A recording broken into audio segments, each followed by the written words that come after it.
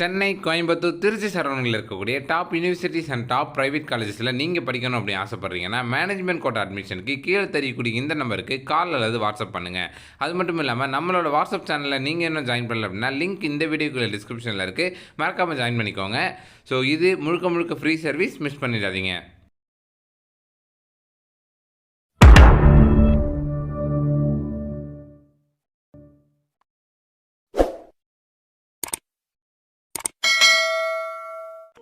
Hi guys, நான் தான் docking தமிழா cakes பேசுகிறேன். இன்றைக்கி என்ன போய் பார்க்க போகிறோன்னா, டான்செட் 2026 அண்ட் சீட்டா பிஜி 2026க்கான ஆன்லைன் ரிஜிஸ்ட்ரேஷன் ஆரம்பிக்க போகுது இல்லையா? அப்படி ஆரம்பிக்கும் போது என்னென்ன டீட்டெயில்ஸ்லாம் உள்ளே கேட்டிருப்பாங்க, அதை எப்படி ஃபில் பண்ணுங்கிற டவுட்ஸ் இருக்கா இல்லையா? அதுக்காக தான் இந்த ஒரு பிடிஎஃப் ரிலீஸ் பண்ணியிருக்காங்க, online ரிஜிஸ்ட்ரேஷனுக்கான procedure.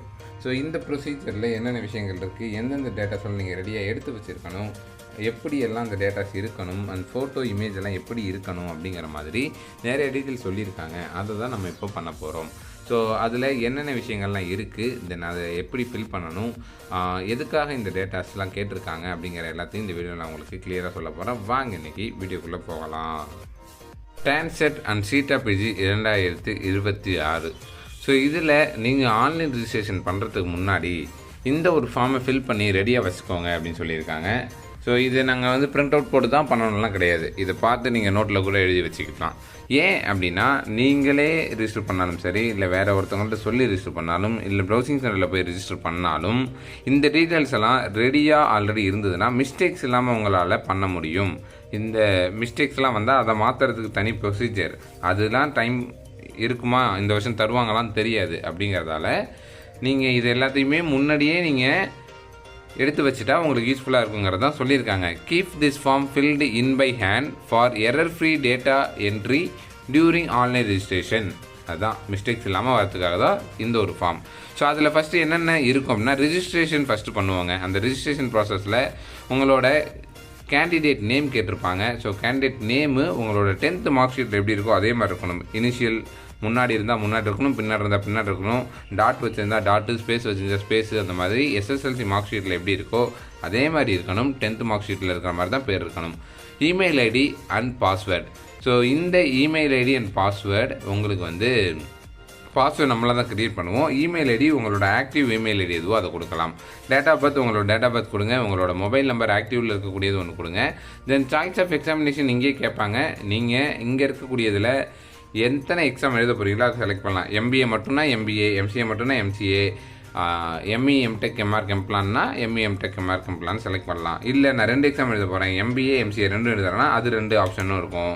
ME MTech MCA 2 எழுத போகிறோன்னா அந்த 2 ஆப்ஷன் இருக்கும். 3மே எழுத போகிறோன்னா 3க்கும் ஆப்ஷன் இருக்குது. சைடில் கொடுத்துருக்காங்க பாருங்கள். இதில் எது உங்களுக்கு வேணுமோ அதை மட்டும் நீங்கள் சாய்ஸில் செலக்ட் பண்ணணும். ஓகேவா? இப்போ நான் எம்பிஏ செலக்ட் பண்ணிட்டேன், இப்போ எம்சிஏவும் எழுதணும்னு தோணுது, மறுபடியும் என்னால் மாற்ற முடியுமா? மாற்ற முடியாது. ரிஜிஸ்ட்ரேஷனில் எம்பிஏன்னு கொடுத்தீங்கன்னா எம்பிஏ மட்டும் தான் எழுத முடியும். ஸோ அதனால் ரிஜிஸ்டர் பண்ணுறதுக்கு முன்னாடியே கன்ஃபார்ம் பண்ணிக்கோங்க எத்தனை எக்ஸாம் எழுத போகிறீங்க, எந்தெந்த கோர்ஸ் எடுக்க போகிறீங்க அப்படிங்கிறத. தென் அடுத்தது லாகின் பண்ணுறது. உங்களோட இமெயில் ஐடி இப்போ நீங்கள் க்ரியேட் பண்ணுறீங்க ஒரு பாஸ்வேர்டு, அதை வச்சு லாகின் பண்ணுவோம். இப்போ பர்சனல் இன்ஃபர்மேஷன் கேட்டிருப்பாங்க. உங்களோட ஜெண்டர் என்ன, நேஷ்னாலிட்டி என்ன, ரிலீஜியன் என்ன, ஸ்டேட் என்ன, கம்யூனிட்டி என்ன, இது எல்லாத்தையும் கொடுத்துட்டு சப்காஸ்ட் கோட் அப்படின்னு ஒன்று விஷயம் இருக்குது. அதாவது உங்களோட கேஸ்ட்டுக்கு ஒரு கோட் இருக்கும். அந்த கோடு ஒரு பிடிஎஃப்பில் கொடுத்துருப்பாங்க. அந்த பிடிஎஃப் இதிலே ஒரு ஆப்ஷன் கொடுத்துருக்க பாருங்க, get the code from the PDF file posted இந்த போர்ட்டல்னு அங்கேயே இருக்கும். அதை கிளிக் பண்ண ஒரு பிடிஎஃப் டவுன்லோட் ஆகும். அதில் உங்களோட கேஸ்ட்டு என்ன நம்பரில் இருக்குது அப்படின்னா அதை பார்த்து 061 இருக்குன்னா 061 அப்படின்னு கொடுக்கணும். அடுத்தது ஸ்ரீலங்கன் தமிழ் ரெஃப்யூஜிவா அப்படின்னு கேட்டிருக்காங்க. ஸோ நீங்கள் ஸ்ரீலங்கன் தமிழ் ரெஃப்யூஜிவா இருந்தால் மட்டும் எஸ் கொடுங்க, இல்லைனா நோ கொடுத்துருங்க. Annual income of parent and guardian கேட்டிருக்காங்க. ஸோ அது எக்ஸாக்டாக இவ்வளோ தான் கொடுக்கணும்னு அவசியம் இல்லை, ஒரு அப்ராக்சிமேட்டாக நீங்கள் கொடுக்கலாம். தென் அடுத்தது டிஃப்ரெண்ட் டேபிளில் இருந்தால் எஸ் கொடுங்க, இல்லைனா நோ கொடுத்துருங்க. உங்களோட அட்ரஸ், ஃபுல் அட்ரஸ் எழுதுங்க, டிஸ்ட்ரிக்ட் பின்கோடை மென்ஷன் பண்ணுங்கள். தென் அடுத்தது இந்த அட்ரஸில் பர்மனெண்ட் அட்ரஸ் எழுதுங்க. ஓகேவா?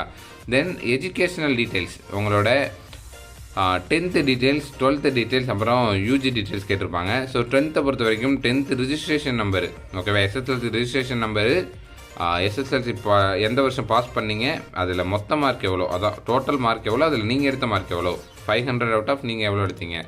தென் நீங்கள் 12th படிச்சிருந்தா 12th டீட்டெயில், டிப்ளமோ படிச்சிருந்தா டிப்ளமோ டீட்டெயில்ஸ், அதுக்கான ரிஜிஸ்ட்ரேஷன் நம்பரு, எந்த வருஷம் பாஸ் பண்ணீங்க, அதாவது எந்த வருஷம் வெளியே வந்தீங்களோ அந்த வருஷம் passed out year, maximum mark எவ்வளோ, அதில் நீங்கள் எடுத்த மார்க் எவ்வளோ அப்படிங்கிறத மென்ஷன் பண்ணணும். மேக்ஸிமம் நீங்கள் 600க்கு தானே இப்போ எழுதுறீங்க 10th 12th 600 அவுட் ஆஃப் நீங்கள் எவ்வளோ எடுத்தீங்கிறத மென்ஷன் பண்ணணும். தென் குவாலிஃபைங் டிகிரி. ஸோ நீங்கள் டிகிரியோட ரிஜிஸ்ட்ரேஷன் நம்பர் எழுதுங்க, எந்த வருஷம் பாஸ்ட் அவுட் ஆகுறீங்க. இப்போ தான் நான் ஆகிறேன் 2026 தான் ஆகிறேன்னா 2026ன்னு போடுங்க. நீங்கள் ஆல்ரெடி பாஸ்ட் அவுட் ஆகிட்டீங்க 2025 2017 18 அந்த மாதிரி எப்போ ஆகியிருந்தாலும் அந்த வருஷத்தை போடுங்க. ஸ்பெஷலைசேஷன் குவாலிஃபைங் டிகிரி கேட்டிருக்காங்க. ஸோ குவாலிஃபைங் டிகிரி என்ன அப்படிங்கிறத கொடுங்க. பிகாமா, பிஎஸ்சியா, பிசிஏவா, பிபிஏவா, அந்த மாதிரி நிறைய இருக்கு இல்லையா, அதில் என்னங்கிறத கொடுங்க. அதோட ஸ்பெஷலைசேஷன் கேட்டிருக்காங்க. இப்போ வெறும் ஜென்ரல் பிகாம்னா பிகாம் ஜென்ரல்னு கொடுக்கலாம், இல்லை ஸ்பெஷலைசேஷன் மென்ஷன் பண்ணாமல் கூட விடலாம். பிசிஏனா பிசிஏ ஜென்ரல்னு கூட கொடுக்கலாம். இதுவே இப்போது பிகாம் சிஏ, ஓகேவா, பிஎஸ்சி மேத்ஸ் இந்த மாதிரிலாம் படிச்சிங்கன்னா மேலே BSc qualifying degree, specialisation maths. BSc computer சயின்ஸ்னால் மேலே பிஎஸ்சி, கீழே கம்ப்யூட்டர் சயின்ஸு, இந்த மாதிரி நீங்கள் கொடுக்கணும். நம்பர் ஆஃப் செமஸ்டர் கம்ப்ளீட்டட், எத்தனை செமஸ்டர் முடிஞ்சிருக்கு அப்படின்னு கேட்டிருப்பாங்க. உங்களுக்கு இப்போ 5 செமஸ்டர் முடிஞ்சிருக்குன்னா 5 செமஸ்டர் ரிசல்ட் வந்தது வரைக்கும் தான் கணக்காங்க. ஸோ 5 செமஸ்டர் ரிசல்ட் வந்து 5 செமஸ்டர்னு போடுங்க. டிகிரி மார்க்ஸ் ஆர் சிஜிபிஏ கேட்டிருப்பாங்க. இந்த 5 செமஸ்டரையும் நீங்கள் கவுண்ட் பண்ணி டிவைடட் பை 5 போட்டிங்கன்னா எவ்வளோ வருதோ அதுதான் உங்களோட மார்க்கு. சிஜிபிஏ வருதா சிஜிபிஏ. தென் அடுத்தது எக்ஸாமினேஷன் டீட்டெயில்ஸ் கேட்டிருக்காங்க. ஸோ இது யாருக்குன்னா சீட்டா பிஜிக்கு மட்டும், அந்த ஃபஸ்ட்டு இருக்கக்கூடியது மட்டும் சீட்டா பிஜிக்கு. ஸோ சாய்ஸ் ஃபார் சப்ஜெக்ட் அப்படின்னு கேட்டிருப்பாங்க. 1லேருந்து 25 வரைக்கும் இருக்குது. என்ன சப்ஜெக்ட்னா இவங்க எம்இ எம்டெக் எழுதுகிறாங்க இல்லையா சீட்டா பிஜி, என்ன ஸ்பெஷலைசேஷனில் எக்ஸாம் எழுத போகிறாங்க அப்படிங்கிறது. ஏன்னா ஒரு 25 கோர்சஸ் இருக்குது எம்இக்குள்ளே. ஸோ அதில் இவங்க எதை எழுத போகிறாங்க, பயோடெக்னாலஜியா, கம்ப்யூட்டர் சயின்ஸா, ட்ரிபிள்இயா, இசிஇயா, இந்த மாதிரி அது கீழே மெக்கானிக்கலாக, அது கீழே வரக்கூடியது ஏரோநாட்டிக்கல், அந்த மாதிரிலாம் நிறைய இருக்கு இல்லையா. அந்த ஸ்பெஷலைசேஷனில் எந்த எக்ஸாமை இவங்க எழுத போகிறாங்க அப்படிங்கிறது தான் இங்கே கேட்டிருப்பாங்க. அது அவங்க மட்டும் தான் செலக்ட் பண்ணுவாங்க. அது கீழே சென்டர் 15 சென்டர் இருக்கு இல்லையா, அந்த 15 சென்டரில் ஏதாவது ஒரு சென்டர் நீங்கள் செலக்ட் பண்ணணும். உங்களுக்கு பக்கத்தில் எது இருக்குதோ இல்லை நீங்கள் எங்கே அவைலபிள் இருக்கீங்களோ அந்த சென்டர் நீங்கள் செலக்ட் பண்ணிக்கோங்க. அடுத்தது உங்களோட இமேஜும் சிக்னேச்சரும் அப்லோட் பண்ண சொல்லுவாங்க. ஸோ இந்த இமேஜ் சிக்னேச்சரை அப்லோட் பண்ணுறதுக்கு முன்னாடி அதை ரீசைஸ் பண்ண சொல்லுவாங்க. அதுக்கும் வெப்சைட்டு அதிலே கொடுத்துருப்பாங்க. அந்த வெப்சைட்டில் நீங்கள் பண்ணலாம், இல்லை நிறைய ஆன்லைன் வெப்சைட் இருக்குது. ஃபோட்டோவை அப்லோட் பண்ணும்போது ஜேபிஜி ஃபார்மேட்டில் தான் இருக்கணும். அது ஹைட்டு 300 பிக்சலும் வித்து 200 பிக்சலும் இருக்கணும். அது இல்லாமல் அந்த ஃபைலோட சைஸ் ஓவராலாக 30 கேபிலேருந்து 50 கேபிக்குள்ளே தான் இருக்கணும். அது கம்மியாகவோ அதிகமாகவோ இருந்தால் அப்லோட் ஆகாது. தென் உங்களோட சிக்னேச்சர் அதுவுமே நீங்கள் ஒரு ஒயிட் பேப்பரில் சைன் போட்டு அந்த ஃபோட்டோ எடுத்து அதையுமே க்ராப் பண்ணி அதோட ஹைட்டு 70 பிக்சல்லையும் வித்து 20 பிக்சல்லையும் இருக்கணும், 200 பிக்சல்லையும் இருக்கணும். அதோட சைஸுமே பார்த்தீங்க அப்படின்னா ஃபைல் சைஸு 10 கேபிலேருந்து 15 கேபிக்குள்ளே தான் இருக்கணும் அப்படின்னு சொல்லியிருக்காங்க. இதெல்லாம் ரீசைஸ் பண்ணி ரெடியாக வச்சுக்கோங்க. தென் அடுத்தது டாக்குமெண்ட்ஸ்.